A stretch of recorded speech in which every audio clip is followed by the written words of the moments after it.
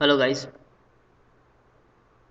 डॉमની અંદર આપણે વાઇબ્રેશન્સ ચેપ્ટરની અંદર ટોર્સનલ વાઇબ્રેશન વિશે થોડું જોયું હતું. એની અંદર torsional vibration of single rotor system અને ડબલ રોટર સિસ્ટમ આપણે જોયું. સિંગલ રોટર મતલબ કે એક માસલેસ શાફ્ટની નીચે જ્યારે એક ડિસ્ક લગાડેલી છે અને એ ડિસ્ક રોટેટ થાય છે અથવા તો ઓસિલેટ થાય છે અથવા તો વાઇબ્રેટ થાય છે, તો એની ફ્રીક્વન્સી, નેચરલ ફ્રીક્વન્સી કઈ રીતે ફાઇન્ડ કરવી. અગર ડબલ રોટર સિસ્ટમ છે તો એની અંદર નેચરલ ફ્રીક્વન્સી કઈ રીતે ફાઇન્ડ કરવી અને એની વચ્ચે નોડ પોઈન્ટ કોને કહેવાય કે જ્યાં આગળ જે શાફ્ટનું એવું પ્લેન કે જ્યાં આગળ ટ્વિસ્ટ કે અનટ્વિસ્ટ કોઈ રોટેશન નથી થતા એને નોડ પોઈન્ટ કહેવાય છે. આજે આવી જ એક ટોર્સનલ વાઇબ્રેશન આપણે જોશું જે હશે થ્રી રોટર સિસ્ટમના. આ એક ફિગરને જે છે એ કન્સિડર કરો રોટર એ, રોટર બી અને રોટર સી. એ અને બી રોટર એન્ડ ઉપર છે શાફ્ટના અને રોટર સી વચ્ચે ક્યાંક છે ઇન બિટવીન. આ એનો નોડ પોઈન્ટ માટેનો એક ગ્રાફ ડ્રો કરેલો છે. અહીંયા આગળ ક્યાંક એનું નોડ આવતું હશે અને આમાં અહીંયા નોડ આવતું હશે. આવું ક્યારે બને કે જ્યારે એ અને બી રોટર જે છે એ સેમ ડિરેક્શનની અંદર રોટેટ થાય અને રોટર સી કોઈક અલગ ડિરેક્શનની અંદર રોટેટ થાય ત્યારે, મતલબ એ અને બી ક્લોકવાઇઝ ફરતા હોય તો આ એન્ટી ક્લોકવાઇઝ ફરે, તો જ આ બંને જગ્યાએ નોડ જનરેટ થાય ને. અધરવાઇઝ તો શું થાય, એ અને સી જે સપોઝ સેમ ડિરેક્શનની અંદર રોટેટ કરતા હોય તો રોટર બી અલગ ડિરેક્શનની અંદર રોટેટ કરે તો અહીંયા આગળ ક્યાંય નોડ ન આવે, કેમ કે આ શાફ્ટ જે છે એ આ રોટર એ અને સી જે ડિરેક્શનની અંદર રોટેટ થશે એ જ ડિરેક્શનની અંદર આ પણ રોટેટ થશે. રોટર મતલબ કે વાઇબ્રેટ. હવે જ્યારે હું રોટેટ એવું બોલું ત્યારે સમજો કે હું વાઇબ્રેટની વાત કરું છું. મતલબ ક્લોકવાઇઝ એન્ટી ક્લોકવાઇઝ સતત મોશન ચાલુ જ હોય છે, પણ એ અને સી એક ડિરેક્શનની અંદર અને બી અલગ ડિરેક્શનની અંદર કરતા હોય, ઓસિલેટ કરતા હોય, તો આ જે છે એ અને સી એની વચ્ચેનો શાફ્ટ એ જે છે એ એક જ એ જ ડિરેક્શનની અંદર જે છે એ ઓસિલેટ કરશે કે જે ડિરેક્શનની અંદર એ અને સી ઓસિલેટ કરતા હશે. જ્યારે રોટર બી જે છે એ અલગ ડિરેક્શનની અંદર રોટેટ કરતું હશે એટલે આની વચ્ચે કંઈક નોડ જનરેટ થશે. અત્યારનો કેસ કેવો છે કે એ અને બી જે છે સેમ ડિરેક્શનની અંદર રોટેટ કરે છે અને સી કંઈક અલગ ડિરેક્શનની અંદર રોટેટ કરે છે અથવા તો ઓસિલેટ કરે છે. એટલે એક નોડ અહીંયા પણ જનરેટ થશે ક્યાંક વચ્ચે અને એક નોડ ક્યાંક અહીંયા પણ જનરેટ થશે. નોડ એટલે ફરી વખત કહી દઉં છું એવું પોઈન્ટ જેમ કે સપોઝ આ સી અને બી રોટર હોય તો આ ક્લોકવાઇઝના એન્ટી ક્લોકવાઇઝ રોટેટ થાય તો આ શાફ્ટની વચ્ચે દરેકે દરેક પ્લેન હોય અહીંયાથી થોડાક સુધીના પ્લેન જે છે એ સીની ડિરેક્શનની અંદર રોટેટ કરતા હશે અને અહીંયાથી થોડાક દૂર સુધી બીની ડિરેક્શનની અંદર રોટેટ કરતા હશે, મતલબ ટ્વિસ્ટ થતા હશે. પણ વચ્ચે ક્યાંક એવું પોઈન્ટ આવશે કે જે કોઈ પણ ડિરેક્શનની અંદર એ જે છે ઓસિલેટ નહીં થતું હોય અથવા તો રોટેટ નહીં થતું, એ ન્યુટ્રલ હશે અને એને કહેવાય નોડ પોઈન્ટ. બરાબર, તો આ જે છે એના નોડ જે છે એ ફાઇન્ડ કરવાના હોય છે તમારે. એની માટેનું ઇક્વેશન પણ આપણે જોયું હતું, L A I A is equal to L B I B, જ્યારે ટુ રોટર સિસ્ટમ હતું ત્યારે. તો એ પણ ઇક્વેશન તમે લાગુ કરી શકો છો. બરાબર છે. એમાં એલ એ મતલબ કે રોટર એ થી નોડ પોઈન્ટ સુધીનું ડિસ્ટન્સ, એલ બી એટલે રોટર બી થી નોડ પોઈન્ટ સુધીનું ડિસ્ટન્સ, આવું કંઈક આપણે જોયું હતું ટુ રોટર સિસ્ટમની અંદર. બરાબર, અને આઈ એ અને આઈ બી બંનેની મોમેન્ટ ઓફ ઇનર્શિયા મતલબ કે એમ કે સ્ક્વેર, કે એટલે રેડિયસ ઓફ ગાયરેશન. તો આ થઈ ગયું રિવિઝન. આની અંદર બહુ નાનો ટોપિક છે થ્રી રોટર સિસ્ટમની અંદર, ફટાફટ કહી દઈએ. રોટર એ અને B rotate in same direction and C in opposite direction, જેમ આપણે હમણાં જ વાત કરી. Node point lies at D and E, અહીંયા બંને જગ્યાએ નોડ પોઈન્ટ લાઇટ કરે છે. શું કામ લાય કરે છે, શું કામ અહીંયા વચ્ચે નોડ પોઈન્ટ આવે છે, એને પણ આપણે ડિસ્કસ થઈ ગયું. તો આની અંદર સેમ જેમ કર્યું હતું લાસ્ટ ટાઈમ, બધાની નેચરલ ફ્રીક્વન્સી છે જે સેમ હોવાની છે એ આપણને ઓલરેડી ખ્યાલ છે. એના ઇક્વેશન મૂકી દો, કોમન વસ્તુ જે છે એ કેન્સલ આઉટ થઈ જશે. છેલ્લે આટલું વધશે, Q A I A is equal to Q B upon I B is equal to Q C upon I C. બરાબર, આ ક્યુ શું છે? Torsional stiffness. સ્ટીફનેસ જેમ સ્પ્રિંગની હોય એમ કોઈ શાફ્ટની પણ ટોર્સનલ સ્ટીફનેસ હોય છે કે જે જવાબદાર હોય છે એને પોતાની ઇક્વિલિબ્રિયમ એટલે કે મૂળ પોઝિશન ઉપર પાછા લાવવા માટે સ્ટીફનેસ જવાબદાર હોય છે. તો ક્યુ જે છે દેટ ઇઝ સ્ટીફનેસ અને દરેકની અલગ અલગ હોય છે. The torque required to produce unit twist of C rotor is the sum of torques required to produce a unit twist in each of the lengths at L C1 and L C2. બરાબર, હવે C ને મારે twist, અચ્છા એવું કહે છે કે rotor C જે છે એને મારે અમુક ડિગ્રી અથવા થોડુંક ટ્વિસ્ટ કરવું છે તો મારે કેટલું ટોર્ક જોઈશે. તો આ શાફ્ટ અને અહીંયાથી આ શાફ્ટની આટલી લેન્થ, કેમ કે ન્યાન લોડ આવે છે ને, બાકી જે છે એ આટલો ભાગ જે છે એ તો આ રોટર એ જે છે એ એની માટે જવાબદાર છે. બરાબર, રોટર એ જે છે એ એલ એ જેટલી લેન્થને ટ્વિસ્ટ કરવા માટે જવાબદાર છે. રોટર બી જે છે એ એલ બી જેટલી લેન્થને ટ્વિસ્ટ કરવા માટે જવાબદાર છે અને રોટર સી જે છે એ એની બંનેની આજુબાજુની આટલી એટલે કે LC1 અને LC2 એટલા શાફ્ટને ટ્વિસ્ટ કરવા માટે જવાબદાર છે. તો ટોર્ક જે છે એ સીને ટ્વિસ્ટ કરવા માટે કેટલું જોઈએ તો કે આ બંનેના સમ જેટલું. તો સેમ જે છે એ આના ઇક્વેશન આપણે જે છે એ મૂકી દીધા બધાના. એની અંદર જે છે LC1 અને LC2 નો પણ આપણે સમાવેશ થઈ ગયો. એકચ્યુઅલી આ મલ્ટિપ્લિકેશન છે, આને કોમન કાઢીને બહાર લીધું છે, બીજું કંઈ જ નથી. બરાબર, તો આ either it is LAIA or LCIC or LBIB બધા સેમ જ થશે. બરાબર, દરેક વસ્તુ. તો આ ઇક્વેશન પરથી સિમ્પ્લિફિકેશન આપતા જે આ બને છે એ તમારું ફાઇનલ જે છે આના ઉપરથી તમને જે છે કેલ્ક્યુલેશન મળી જાય. ખાસ તો નોડ પોઈન્ટ ફાઇન્ડ કરવા જરૂરી હોય છે. જો કે આના એક્ઝામ્પલ ન્યુમેરિકલ પૂછાતા નથી, પણ થિયોરેટિકલી તમારે જાણવા માટે જરૂરી હતું 3 રોટર સિસ્ટમનું. એટલા માટે તમને સમજાવી દીધું કે આ ઇક્વેશન જે છે ત્યાં સુધીનું જો તમને પૂછાય તો ડિરાઈવ કરવાનું રહેશે તમારે. તો ફાઇનલ તો આમ તો કેવું હોય છે કે LA LB અને આ L1 L2 એટલું જ ફાઇન્ડ કરવાનું હોય છે આની અંદર, બીજું કશું જ નહીં. બરાબર, તો એની ઉપરથી શું કામ, કેમ કે તમને નોડ પોઈન્ટ ખબર પડે. દરેક એક્ઝામ્પલની અંદર તમને નોડ પોઈન્ટ્સ જ પૂછશે. Either it ease of 2 rotor system or 3 rotor system. અત્યારે જ આપણે એક ન્યુમેરિકલ જે છે એ જોઈએ છીએ હમણાં જ કે 2 રોટર સિસ્ટમનો ન્યુમેરિકલ તમને પૂછાય તો કઈ રીતે સોલ્વ કરવાનો છે એ અત્યારે જ આપણે જોઈએ છીએ. અચ્છા, single and double node frequency એ પણ તમને, જેમ મેં તમને કીધું કે સપોઝ આ બંને જે છે એ સેમ ડિરેક્શનની અંદર ઓસિલેટ થતા હોય અને આ અલગ ડિરેક્શનની અંદર ઓસિલેટ થતો હોય તો એ સિંગલ નોડ ફ્રીક્વન્સી કહેવાય. કેમ કે એની અંદર આખા શાફ્ટની અંદર એક જ નોડ જનરેટ થશે બી અને સીની વચ્ચે. પછી સી અને બી એ સેમ ડિરેક્શનની અંદર ઓસિલેટ થતા હોય અને રોટર એ કોઈ અલગ ડિરેક્શનની અંદર ઓસિલેટ થતું હોય તો અહીંયા આગળ નોડ જનરેટ થશે. બરાબર, એ તમે વિઝ્યુઅલાઇઝ કરી શકો છો. કેમ કે જ્યારે આ બંને બી અને સી સેમ ડિરેક્શનની અંદર ઓસિલેટ થાય તો આની વચ્ચે ક્યાંય નોડ જનરેટ થાય નહીં. નોડ ખાલી ક્યાં જનરેટ થાય કે બે એવા રોટર કે જે એકબીજાથી ઓપોઝિટ ડિરેક્શનની અંદર ઓસિલેટ કરે છે એની વચ્ચે જ હંમેશા નોડ જનરેટ થાય. તો જ્યારે એ અને સી સેમ ડિરેક્શન, બી અલગ ડિરેક્શન, અથવા તો બી અને સી સેમ ડિરેક્શન અને એ અલગ ડિરેક્શન, આવું થાય ત્યારે એને સિંગલ નોડ ફ્રીક્વન્સી કહેવાય. કેમ કે એક જ નોડ જનરેટ થશે શાફ્ટની અંદર. જ્યારે એ અને બી સેમ ડિરેક્શનની અંદર ઓસિલેટ કરશે, રોટર સી અલગ ડિરેક્શનની અંદર ઓસિલેટ કરશે, એવા કેસની અંદર બે નોડ જનરેટ થાય, એ અને સીની વચ્ચે અને સી અને બીની વચ્ચે. કેમ કે એ અને સી શાફ્ટના બે એન્ડ, યસ, બંને અલગ ડિરેક્શનની અંદર ઓસિલેટ થાય છે, યસ, તો એક નોડની વચ્ચે જનરેટ થશે. અને સેમ કેસ અહીંયા આગળ આ બંને ઓપોઝિટ ડિરેક્શનની અંદર ઓસિલેટ થાય છે તો એની વચ્ચે પણ એક નોડ જનરેટ થશે. તો આ હતું તમારું સિંગલ નોડ અને ડબલ નોડ ફ્રીક્વન્સી. વાયવાની અંદર પૂછાઈ શકે એવો ક્વેશ્ચન છે. Torsionally equivalent shaft. Okay, very nice. Torsional equivalent shaft જે છે, સૌથી પહેલાં તો હું કહી દઉં કે ઇક્વિવેલન્ટનો મતલબ શું થાય. તો ક્યારેક કેવું બને છે કે એક જ શાફ્ટ હોય એના અલગ અલગ ડાયામીટર લેવામાં આવે છે. એક શાફ્ટનો આપણે જેમ અત્યારે કેમ એક જ ડાયામીટર લીધો આનો, એવું નથી હોતું. ભલે રોટર બંને એન્ડ ઉપર એક જ હોય, વચ્ચે ક્યાંય રોટર નથી, પણ શાફ્ટના ડાયામીટર જે છે એની એપ્લિકેશન પ્રમાણે, અલગ અલગ એપ્લિકેશન પ્રમાણે ડાયામીટર વેરાય કરવામાં આવે છે, સ્ટેપ પાડી દેવામાં આવે છે ઘણી વખત. બરાબર, તો આવા જે શાફ્ટ છે એનો મારે ઇક્વિવેલન્ટ ડાયામીટર ફાઇન્ડ કરવો હોય, બરાબર, તો એનું કંઈક ઇક્વેશન બને છે.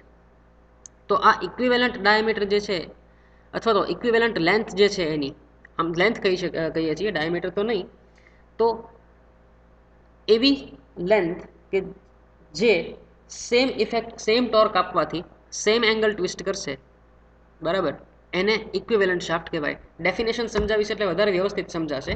આ હું તમને પહેલાં એક્ઝામ્પલ આપી દઉં કે રોટર સપોઝ એ અને બી અથવા તો કોઈ પણ બે રોટર છે એની વચ્ચે શાફ્ટ એક જ છે પણ એના ડાયામીટર જે છે અલગ અલગ છે. બરાબર, સેક્શન પાડેલા છે, આની અંદર સ્ટેપ આપેલા છે.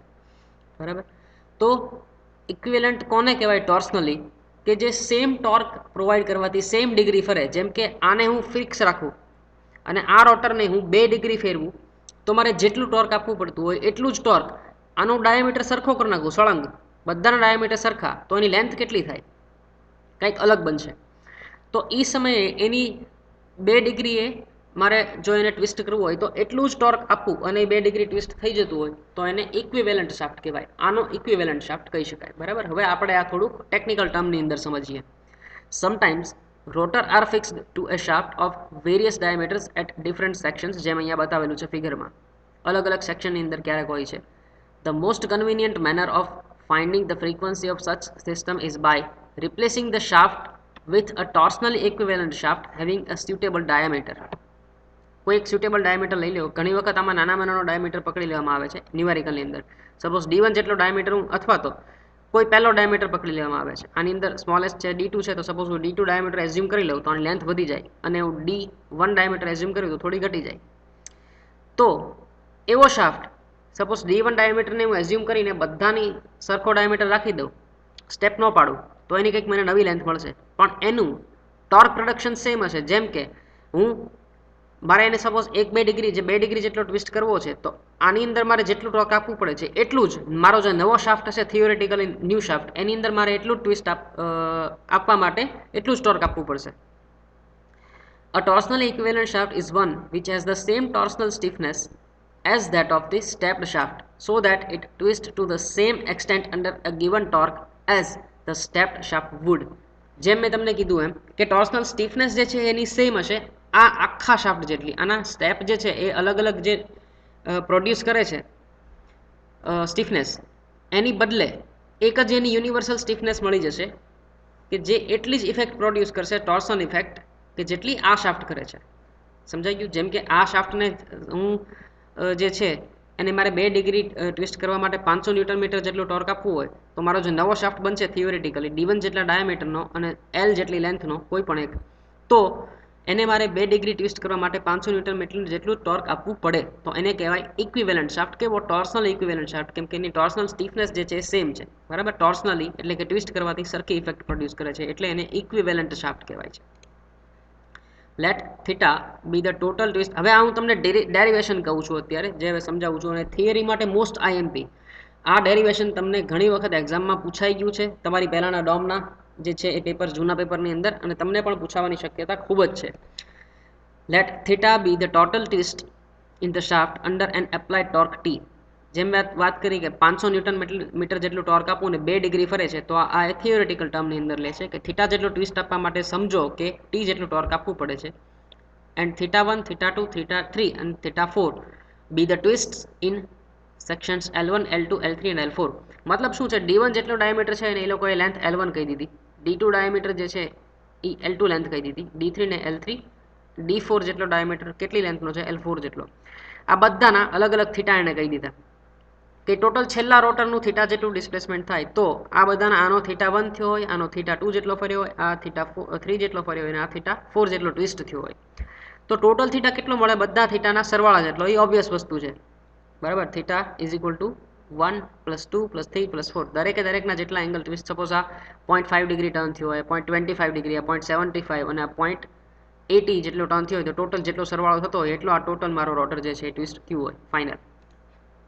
બધાના ઇક્વેશન આપણને ઓલરેડી ખ્યાલ જ છે, આમાં કંઈ ડીપમાં પડવાની જરૂર નથી. સિમ્પ્લિફિકેશન આપતા જાઓ એમ તમને આવડતું જશે. Let D and L be the diameter and length of the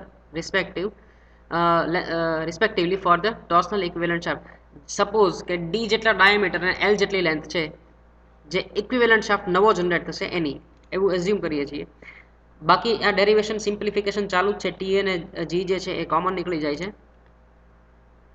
પછી જે એટલે કે પોલર મોમેન્ટ ઓફ ઇનર્શિયા, એનું ઇક્વેશન સિમ્પ્લિફિકેશન મૂક્યું, અગેન સિમ્પ્લિફિકેશન, કોમન વસ્તુ કેન્સલ આઉટ થઈ જશે. હવે સી આ જે છે ને થીટા, એ પણ L/J થશે, એટલા માટે આ T/G જે છે કેન્સલ થયા છે, કેમ કે theta will be equal to TL/GJ થશે, બરાબર. એટલા માટે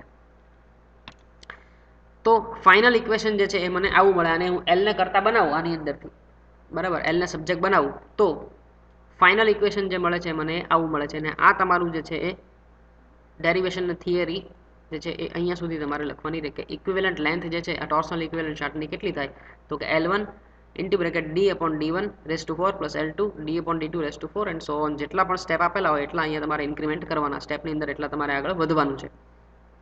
આ D કયો છે? તમારો ફાઇનલ ડાયામીટર, બરાબર. ફાઇનલ ડાયામીટર જે છે એ છે તમારો. તો આ હતી તમારી ટોર્સનલ ઇક્વિવેલન્ટ શાફ્ટની થિયરી. આપણે ન્યુમેરિકલ જે છે અત્યારે ટુ રોટર સિસ્ટમનો નથી લેવો અત્યારે, એનો જે યુઝ થઈ જાય એવો બીજો દાખલો ગણીએ અત્યારે ટોર્સનલ ઇક્વિવેલન્ટ શાફ્ટનો, જે તમારે મોસ્ટ આઈએમપી છે. અગેન આ પણ ન્યુમેરિકલ વારે વારે પૂછાય છે, જેની અંદર તમારે ટુ રોટર સિસ્ટમનો પણ ઉપયોગ આવી જશે. આપણું જે ઇક્વેશન છે LA IA is equal two LB IB એનો ઉપયોગ થશે. તો એ રીતે આપણે જોશું. The diameter D is usually chosen as one of the existing diameters of the step shaft. એ તો મેં તમને જેમ વાત કરી એમ કે કોઈ પણ આમાંથી એક ડાયામીટર જે છે એ પકડી લેવાનો ડી તરીકે. સપોઝ D1 અહીંયા ડી લીધો છે એ તમને આપેલો ન હોય, પણ આની અંદરથી કોઈ પણ એક તમારે ડાયરેક્ટલી પકડી લેવાનો. સપોઝ આ 90 હોય, 80 હોય, 70, 50, તો તમારે સપોઝ 50 પકડીને ચાલી શકો, અથવા તો કોઈ પણ તમને જે ઈચ્છા થાય એ રાખી શકો છો. લેન્થથી પ્રમાણે વધારે ઘટાડો આવે. જેમ કે આની અંદર હું D3 ડાયામીટર રાખું તો L ની વેલ્યુ સૌથી ઓછી આવશે, અને D2 ડાયામીટર રાખું તો L ની વેલ્યુ સૌથી વધારે આવશે. એ ઓબ્વિયસ વસ્તુ છે. The shaft shown in figure, આ ન્યુમેરિકલ છે, જે IMP છે, જેમ તેમ પૂછાય છે. આ શાફ્ટ જે છે તમને બતાવેલો છે. હવે રિયલ ન્યુમેરિકલ ચાલુ કરીએ છીએ. કેરીઝ ટુ માસીસ A અને B. The mass A is 100 kg and with a radius of gyration of 100 meter, and mass is B and mass B मतलब કે આનું mass something kg and radius of gyration એની પણ something meter આપેલી છે. Determine the frequency of torsional vibration. Okay, હવે આ તમને rotor આપેલું છે. આ એક તમને સિનારીઓ આપેલો છે કે આ શાફ્ટ જે છે આ રીતે સ્ટેપ પાડવામાં આવે છે. પહેલા 300 મિલીમીટર સુધી, મિલીમીટરની અંદર છે, પહેલા 300 મિલીમીટર સુધી શાફ્ટનો ડાયામીટર 100 મિલીમીટર છે.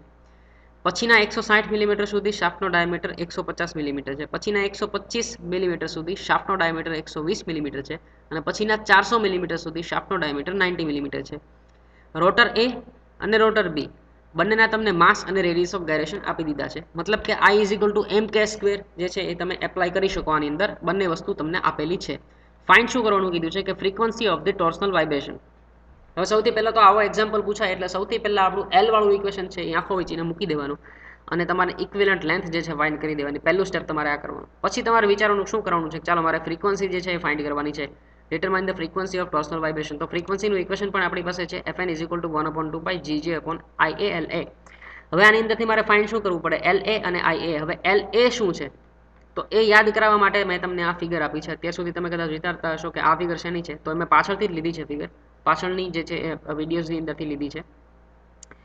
LA મતલબ કે રોટર A થી નોડ પોઈન્ટ સુધીનું ડિસ્ટન્સ, અને LB મતલબ કે રોટર B થી નોડ પોઈન્ટ સુધીનું ડિસ્ટન્સ. બરાબર, તો આ થઈ ગયું. IA LA is equal two LB IB તમે કોઈ પણ લખી શકો છો. બરાબર, બીજું એક આ ઇક્વેશન યુઝ કરવું પડશે આપણે. બીજું કયું ઇક્વેશન યુઝ કરવું પડશે, આ LA IA is equal two IB LB.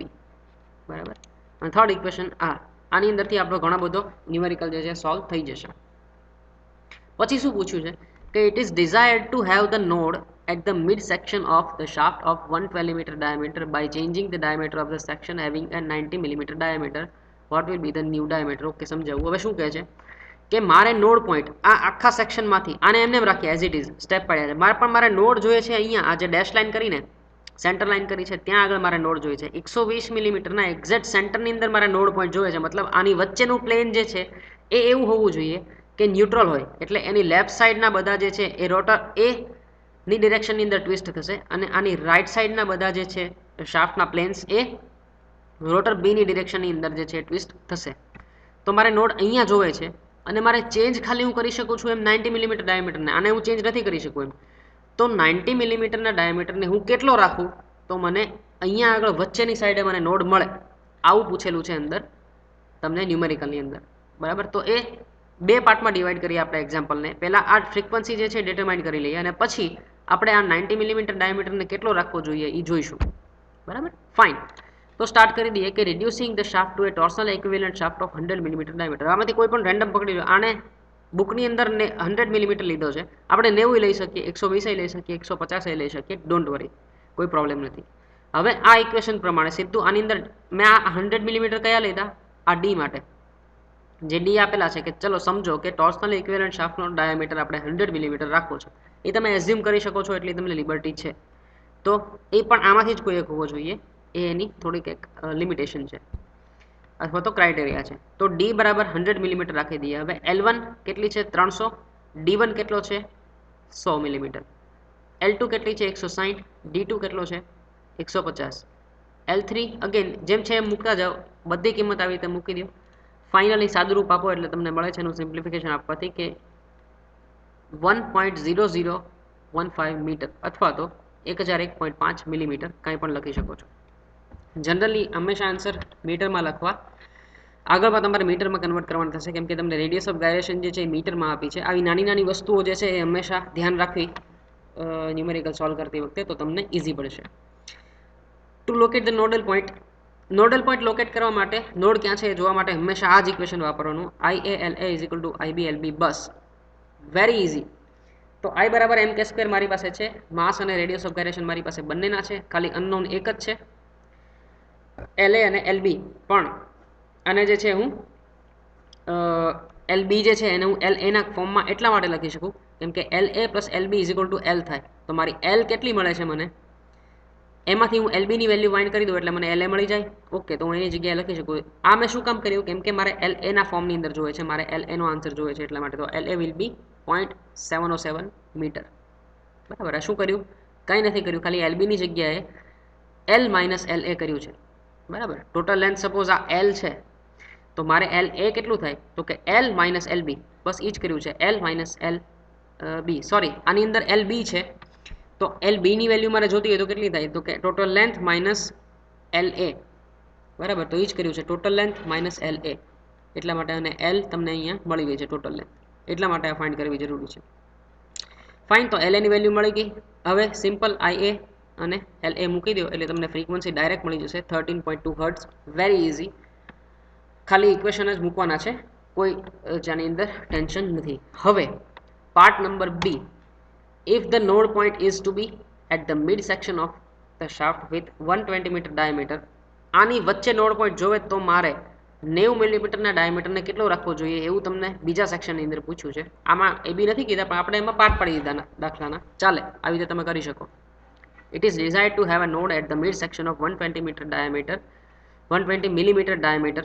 આ શાફ્ટની વચ્ચે મારે નોડ પોઈન્ટ જોવે છે. By changing the diameter of section having a 90 millimeter diameter, આ શાફ્ટને જે છે હું ડાયામીટર ચેન્જ કરું તો what will be the new diameter. આની લેન્થ મારે ચેન્જ નથી કરવાની, આનો ડાયામીટર જ ચેન્જ કરવાનો છે. એ પાછા તમને ક્રાઇટેરિયા આપી દીધો છે, કાંઈ વાંધો નહીં, ઇઝી પડશે. તો હવે મારી LA કેટલી થાય, બરાબર, LA ની વેલ્યુ મારી કેટલી થાય, તો કે પાછળનું તો આપણી પાસે ઇક્વેશન હતું જ, એની ઉપરથી 300 + 36. હવે આ જે છે ને ઇક્વેશન અહીંયાથી જ આવે છે, જુઓ તમે, આ અહીંયાથી જ આવે છે. બરાબર. પણ પાછળનું નહીં લે, કેમ કે મારે ખાલી LA નું જ કામ છે, LB નું કામ નથી.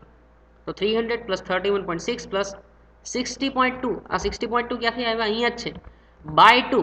કેમ, કેમ કે આ 60.2 જે છે એ આ આખાનો આવ્યો છે, પણ મારે એને ડિવાઈડ બાય 2 મારે એની વચ્ચે જોઈએ છે.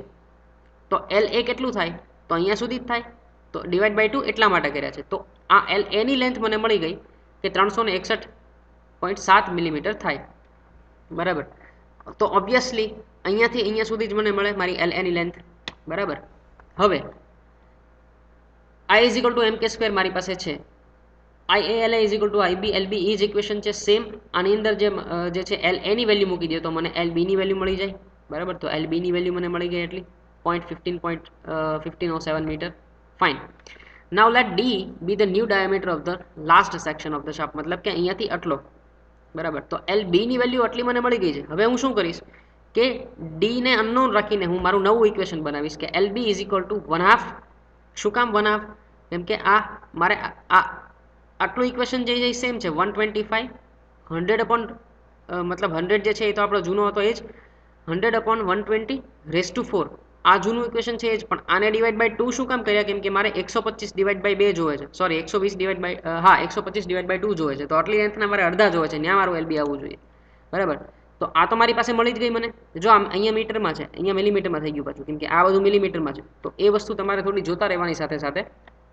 તો LB જે છે એની વેલ્યુ તમે અહીંયાથી મૂકી, D એક જ અનનોન છે, તો ફાઇનલી તમને D પણ મળી જશે, ધેટ વિલ બી 135 મિલીમીટર. મતલબ કે જો મારે નોડ પોઈન્ટ અહીંયા જોતું હોય વચ્ચે, 120 મિલીમીટર આવે છે ત્યાં એની વચ્ચે જોતું હોય, તો મારે આ 90 મિલીમીટરના ડાયામીટરને 135 કરી નાખવો પડે, તો જે છે એ મને નોડ પોઈન્ટ આની વચ્ચે મળી શકે. બરાબર. તો this was the example numerical. તો આની અંદર આપણે ટુ રોટર સિસ્ટમના જે ઇક્વેશન છે એનો પણ ઉપયોગ કર્યો, આપણું ટોર્સનલ ઇક્વિવેલન્ટ શાફ્ટ છે એનો ન્યુમેરિકલ સોલ્વ કર્યો. તો this was the very important theory and very important numerical. ભૂલ્યા વગર આજે ને આજે જ આને જે છે એ તમે રીડિંગ કરી લેજો, અને ના સમજાય તો પ્લીઝ કોન્ટેક્ટ મી, કેમ કે આ જે છે આની અંદર વેરી ઇમ્પોર્ટન્ટ થિયરી અને ન્યુમેરિકલ બંને જે છે ખૂબ જ અગત્યના છે એક્ઝામ પોઈન્ટ ઓફ વ્યૂથી. તો વિધાઉટ ફેલ આજે ને આજે કમ્પ્લીટ કરો. Contact me if you have any doubt. By.